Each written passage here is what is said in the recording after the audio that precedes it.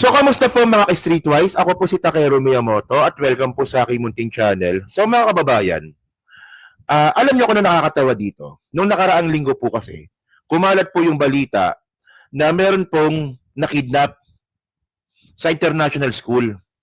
At ang sinisisi po ngayon ng mga bobong mga DDS, si PBBM. Okay. Malamang nabalitaan niyo na rin ito, di ba? Pero pakita ko to sa inyo. Okay. So, ang isa po dito sa mga naghihimutok dito, si Ana Marindog. Uy, oh, sabi dito ni Ana Marindog, sabi dito, welcome, ladies and gentlemen, to Bagong Pilipinas. A student from Elite British School, Manila, has been reported missing after leaving the Bonifacio Global City campus with the family driver last week. Mga kababayan, no, itong bata po na 14 years old na pinutulan ng daliri. Oh, isipin niyo yan ha. At ang nakakatawa dito sa mga DDS, mga kababayan, ang sinisisi po nila dito si Presidente. Di ba? Recent report says already released the kidnappers cut his fingers to force parents to pay ransom. Diba? Ransom was paid and the boy is back home but with the chopped finger. So ang tanong dito, paano mo nalaman na binayaran? Magkano ba hinihingi? $20 million. So paano mo naman nalamang nabayarin yung $20 million? Pulis ka ba? Kasama ka ba doon? Nasolve na nga to, nasave na to. Pero explain lang natin. Di ba? Kidnapped student accordingly was a certain Andy Wan, 14 years old, a Malaysian boy from McKinley East BGC. He was accordingly kidnapped last February 20 and was reported to authorities last February 21. So 20 million daw po yung ransom. Okay? Sabi dito, di malapit. Goodness gracious. Sabi ni Ana Marindugoy, what is happening in Pinas? Is this the bagong Pilipinas? God, if this is the bagong Pilipinas, doon na lang ako sa dating Pilipinas na pamumuno ni Digong na peace and order makikita mong umiiral.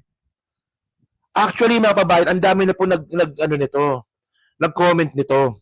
Mga DDS po, nakita ko nag-comment si Mark Lopez, nakita ko nag-comment si Ana Marindog, pati po SMNI. Oh. So ngayon mga kababayan, ang punto dito, ngayon tahimik sila ngayon. Kasi ngayon po nalaman po natin na ang may pakana pala nito is Pogo.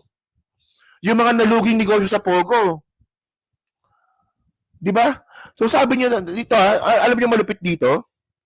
Yung bata po ito, pinutulan po ng daliri. Oh, ito kanina lang nangyari to.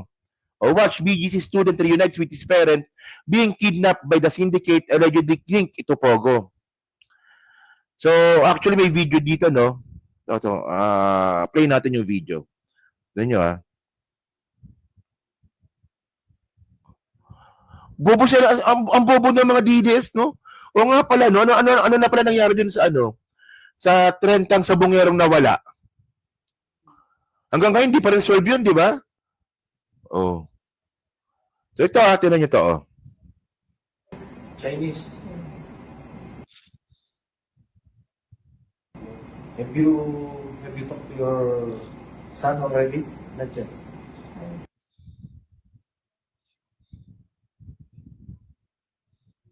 So ito na yung bata. Yung bata pala, no? Oh.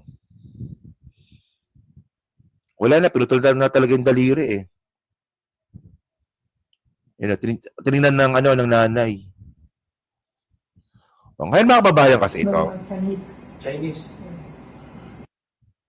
So alam nyo kasi, no? Ganyan po talaga itong mga Duterte follower eh. 'Di ba? Ang sobrang nila eh, ang sobrang double standard ng mga hayop na to eh. Yung mga bagay po na nangyayari din po kay Duterte, tulad po ng kidnapping, nangyayari din po ngayon, pero ang problema dito, sobrang selective po nila. 'Di ba? So ang tanong nga natin dito, pakita ko sa inyo, no? Ito yung ano ba 'yon? Ito yung report from ABS-CBN din to eh. Sabi dito, tingnan niyo to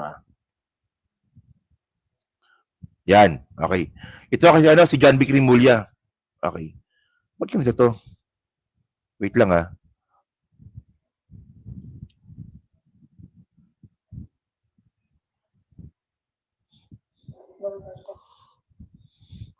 Nangyari niya.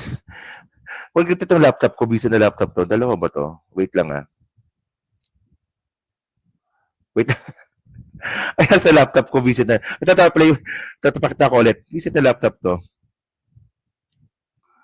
Share screen. Share screen natin. Share screen. Busy na laptop to. Nangyari dito. Yan to pala. Ito. So ito, nakita ko to sa ABS-CBN News. Okay? Yan. So sabi dito ni Secretary John B. Crimulya, di ba? Kidnapping of student in BGC linked to Pogos. Okay? So the recent kidnapping of student from Taguig is a criminal offshoot of Philippine offshore gaming operators which have been banned in the country, Interior Secretary John B. Crimulya said on Wednesday hours after he confirmed the victim was rescued. Di ba? The victim parents and the kidnappers have been conversing in Chinese via WeChat. A messaging app popular among those from mainland China, remulat of reporters in Malacanang. Malamang mga kababayan, alam niyo na po yung kwento nito. So yung Pogo po kasi mga ka-states, no, kumikita po talaga ng $millions of dollars po yan dito sa Pilipinas. Isipin nyo ha, kung ano yung illegal sa China, pinapasok po ni Digong dito sa Pilipinas. So kumita po yung mga Pogo po na yan ng $millions of dollars of pesos. 'Di ba? Nang hindi po nagbabayad ng tax. Kailan ba nagbayad ng tax ang Pogo? 2021 pa. Noong nagkaroon na po ng tax law sa Pogo. So ngayon ang ginawa ng Presidente Bongbong Marcos natin, binan yung Pogo. Ngayon ang mga napauwi lang po kasi mga kababayan, karamihan po ng mga napauwing Chinese po na yan, mga empleyado lang po ng Pogo yan na sangkot lang po or biktima lang po ng human trafficking. Pero po yung mga mastermind po ng mga Pogo na yan mga kababayan, nandito pa rin po sa Pilipinas, naiwan po yan at tandaan nyo ha, sino nagpapasok sa mga yan? Si Duterte. Si Digong. Oh. Si Digong po ang nagpapasok po sa mga kriminal ng China dito sa Pilipinas. Ganyan po tayo, binabi ng matandang hukuluban na yan. O ngayon, anong point natin dito? Anong point natin? Nung binan po ni PBBM yung Pogo, nung binan niya yung Pogo, nasanay po itong mga sindikato na to na kumikita po ng malaki. So dahil sa wala ng Pogo, ano nangyari? Nag-kidnap na lang po sila. Oh. At ang target po nila, mga Chinese din po. Ang mahirap dito mga kababayan, paano pag Pilipino na po ang tinarget po nila? Paano na? So ngayon dito kay sa mga DDS no, kanalaan na Malindugoy, kay Mike Lopez, so mga buwakan ng ina ninyo, ngayon bakit tahimik kayo ngayon? Bakit tahimik kayo ngayon? Nung nalaman ninyo na yung kumidnap sa bata, di ba, kagagawan po ito ng mga mastermind po ng Pogo. O paano pa si Harry Roque? Paano pa yun? Oh. Actually, no, ayan ang hindi ko makuha sa mga DDS eh. Ayan ang hindi ko makuha sa kanila eh. Ang sabi pa sa akin ng isang DDS, no, bakit mo sinisisi sa presidente yung kidnapping? Sino ba presidente ngayon? Gago ka ba? Sino ba nagpapasok sa Pogo? Oh. Sabi dito, okay, continue na pala natin. Sabi dito, we suspect na ang biktima ay galing sa pamilya na nag-ooperate sa Pogo. Di ba? We suspect na ang biktima ay galing sa pamilya na nag-ooperate ng Pogo. We definitely sure ng sindikato na sa likod ng kidnapping ay former operators ng Pogo din. He said, okay, so malinaw mga kababayan, ito sabi ni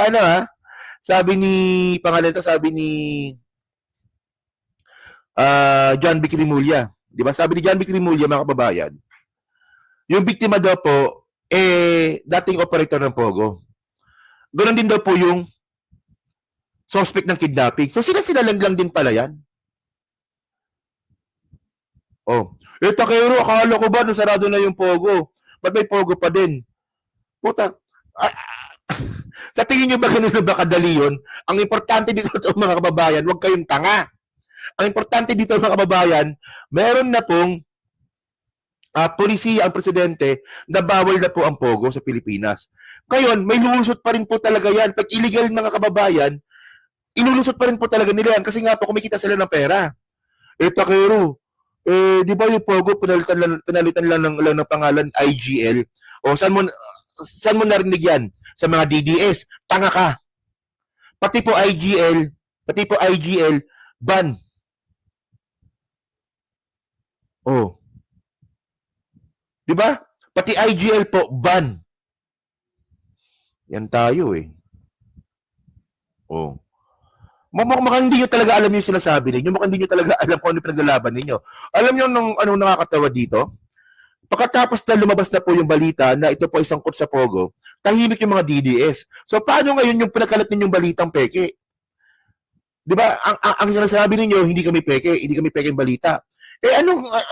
Ang point dito, naglabas kayo ng isang statement, naglabas kayo ng isang balita na sinasabi ninyo na ang kidnapping po na yan, galing po, or isa ito kapalpakan ng presidente. Di ba? Yun naman pala, kapalpakan pala ni Digong ito. Oh. So, ewan ko ba, medyo natangahan lang talaga ako ng konti. No? Actually, hindi nga konti, marami. Oh. Sabi pa dito, he said, authorities are sure the syndicate is still in the country. Ito po yung pinakamalupit po na ginawa po ni Digong. Pati po mga sindikato, andito pa rin daw po sa Pilipinas. Oh. Di ba? Oh. The student was left on the roadside in Parañaque this week after authorities closed in the kidnappers, Rimulya said. So, iniwan na lang pala. The Philippine National Police Anti-Kidnapping Group was able to trace identities, cell phone numbers, and chasing plans of the perpetrators from evidence recovered from an abandoned vehicle in Bulacan, where the body of the victim's driver was found. O kita mo, di ba? So sana mga kababayan, ito po yung unang hamon kay Secretary John B. Rimulya. Actually, pangalawa na nga. Yung una, pahuli mo na si Harry Roque. Kasi si Harry Roque din po, sangkot din po sa Pogo. Pangalawa ito. Di ba? Kung kilala nyo na po, kung sino po yung kumidnap po sa mga yan, pauwi nyo na. Palayasin nyo na. Pati rin po yung biktima ng kidnapping, pauwi nyo na rin po yan. Nanggugulo din po kasi yan eh. Mas maganda nga ganun eh. Di ba? Agree ba kayo doon? Pati yung biktima, pauwiin na rin yung mga yan. Pauwi na rin ng China yan. Dumadagdag pa kayo sa crime rate ng Pilipinas. Oh, yung ko ba, no? So yun mga babayan, no? So kayo po, no, masabi nyo nga po dito sa katangahan po ng mga DDS na, di ba? Ano pa masabi nyo nga po dito sa mga ginagawa ngayon ng mga DDS na ang kasalanan ni Duterte is on denial po sila pero ang binibintang nila ngayon si PBBM. Di ba? Napaka-illogical po talaga nito eh. Di ba? Dapat pauwi na dapat yan. Pati po yung biktima. Dagdag kayo sa crime rate kaya tumataas ang crime rate. Kasalanan nyo yan eh. So nasa comment na po sa baba. Binabasa ko pong lahat yan. And then mga ka-Streetways, no, sa Team Replay, palike, pa-subscribe. At kung di naman kalubisan, pa-share na rin po ng video po na to. So hanggang sa muli po. So next topic po tayo, no. So pag-usapan natin to, no.